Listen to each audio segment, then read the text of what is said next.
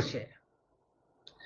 सिंदूर एक ऐसा शब्द है जो भारत के कोने कोने में व्याप्त है।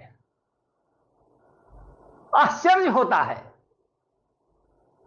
कि क्या बंगला, क्या गुजराती, क्या मराठी, क्या सिंधी, क्या पंजाबी, क्या कश्मीरी, सब में, नॉर्थ की तमाम भाषाओं में सिंदूर का सिंदूर ही चलता है।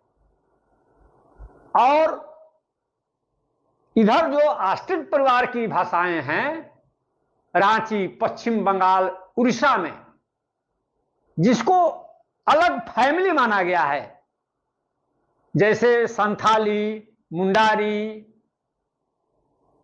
इन भाषाओं में भी सिंदूर को सिंदूर ही बोला जाता है। थोड़ा सा रूप केवल बदला है। और तो और द्रविड़ भाषा परिवार में भी, मतलब कि तमिल और मलयालम में तो कुमकुम चलता है, लेकिन कन्नड़ और तेलुगु में सिंदूर ही चलता है। और आपको आश्चर्य होगा कि संस्कृत में भी सिंदूर चलता है। आपको आश्चर्य होगा कि पाली में भी सिंदूर चलता है। इससे पता चलता है कि सिंदूर शब्द बहुत प्राचीन है। निश्चित, मतलब कि द्रविड़ भाषा परिवार में भी सिंदूर का प्रचलन है, आर्य भाषा परिवार में भी सिंदूर का प्रचलन है, आस्ट्रिक भाषा परिवार में भी सिंदूर का प्रचलन है। क्या मतलब? मतलब कि सिंदूर शब्द बहुत पुराना है, नो डाउट।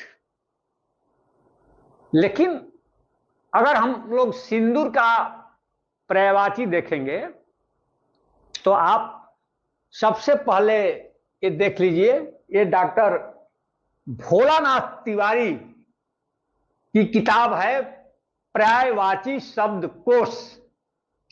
इसमें सिंदूर के पर्याय दिए हुए हैं, ये आप देख पा रहे हैं। ये नाग से जुड़ा हुआ सिंदूर शब्द है, जैसे नाग संभूत है, नागज है, नाग रेणु है, नाग गर्भ है। ये सिंदूर के पर्यायवाची शब्द। क्या आपको आश्चर्य हुआ कि सिंदूर को हम लोग नाग संभूत क्यों कहते हैं, नागज क्यों कहते हैं, नाग गर्भ क्यों कहते हैं, नाग रेणु क्यों कहते हैं? क्या है नागों में जो सिंदूर के इतने सारे नाम पड़े हैं, उसमें नाग शब्द जुड़ा हुआ है।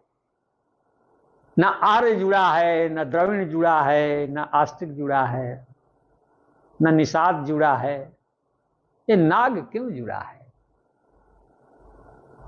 यदि भारत में, विश्व की बात मैं नहीं करूंगा, यदि भारत में सिंदूर की खोज नागों ने न भी की होगी तो भी सिंदूर की प्रतिष्ठा देने का श्रेय नागों को है। ये नाग संभूत का मतलब क्या कि सिंदूर को नागों ने उत्पन्न किया। संभूत माने उत्पन्न, सिंदूर को नागों ने उत्पन्न किया। दूसरा शब्द देख लीजिए, नागज,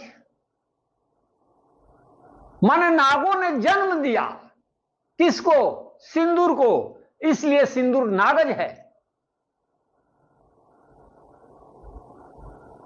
तीसरा पर्यायवाची नाग गर्भ, मतलब कि नागों के गर्भ से पैदा हुआ है सिंदूर। और तो और इतना घुला मिला है नागों से सिंदूर कि इसको नाग रेणु कहा जाता है। रेणु माने धूल, चूर्ण, नागों का चूर्ण इतना प्रिय था कि इतने सारे नाम नागों पर पड़े हैं। आप नागों की भूमिका को नकार नहीं सकते हैं सिंदूर के डेवलपमेंट में। किसी भी हालत में नकारा नहीं जा सकता है। शब्दों का इतिहास और बहुत सारी चीजों का इतिहास बता देता है। उसका ये एग्जाम्पल है। और सिंदूर का रंग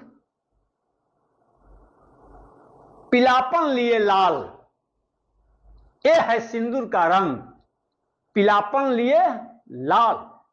उसको कहा जाता है नागरंगी। नागरंगी, यहां भी नाग है और इसी से शब्द बना है नारंगी, नागरंगी। और नारंगी का कलर क्या है? पीलापन लिए लाल। सिंदूर की कलर को देखकर उसका नाम पड़ा नारंगी।